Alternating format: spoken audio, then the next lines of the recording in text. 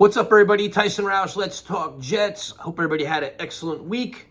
Now that the dust is settled from the NFL draft and we get ready for rookie camp and mini camp, everybody starts evaluating rosters to see where does your team stand as compared to your own division, to the rest of the NFL and everything else. And when it comes to the Jets, there's a lot of interesting takes out there, especially when you consider how they ended last season, where you had a lot of questions about this team on and off the field. I had a lot, the way the Jets handle the offensive line, the quarterback, and everything else. Like, you can make a case serious changes should have been made. The Jets stayed consistent to themselves, stayed true to themselves. So we're bringing everybody back. We believe in our program.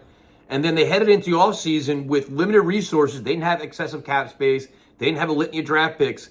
And they had to fill some serious needs. And I think Joe Douglas did that successfully on paper.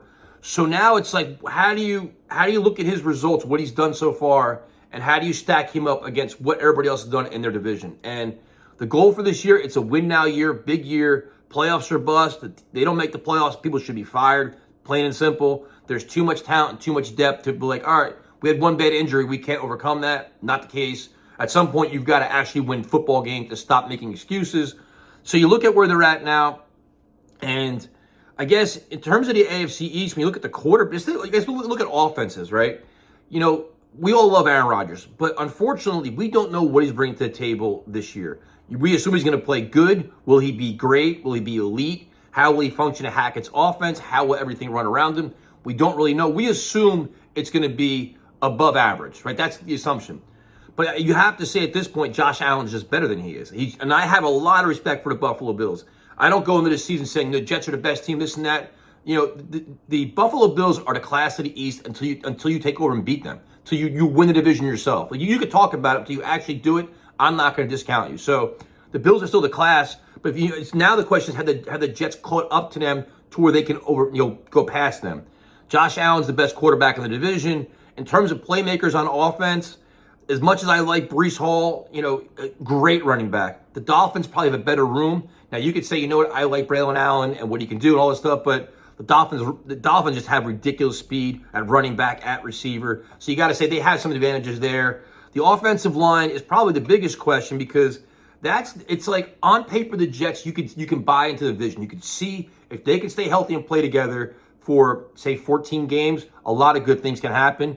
But it's like that if-then statement. If Tyron Smith can stay healthy, if Morgan Moses comes back off his injury, plays very well, if AVT can come back and stay healthy for the entire season, if Joe Tippmann continues to develop and plays very good at center, we're making a lot of assumptions here, which makes you a little bit nervous.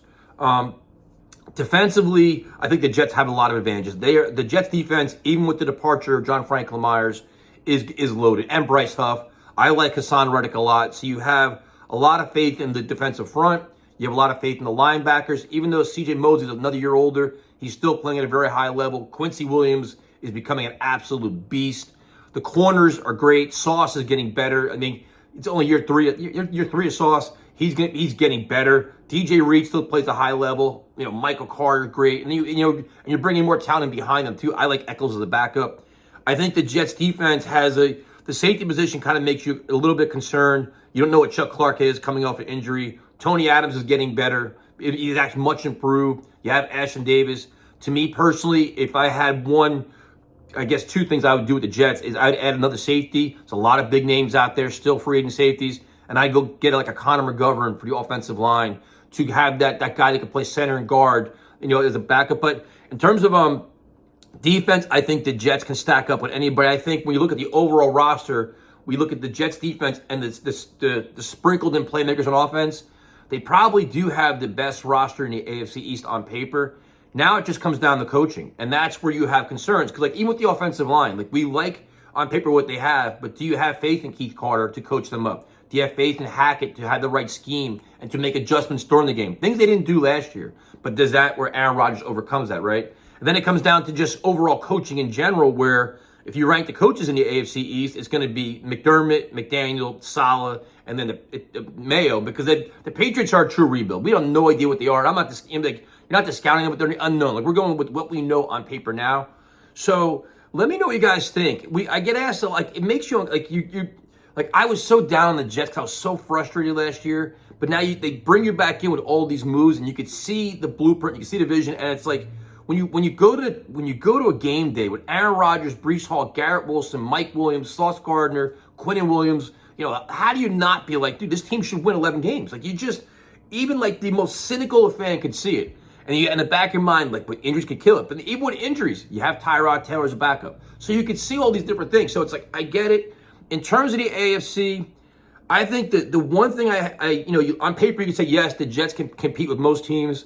I think the other thing the Jets have to worry about is their ability that they prove that they can win. They know how to win in big spots. Like a lot of teams already have that winning culture where it's their mindset. They do that.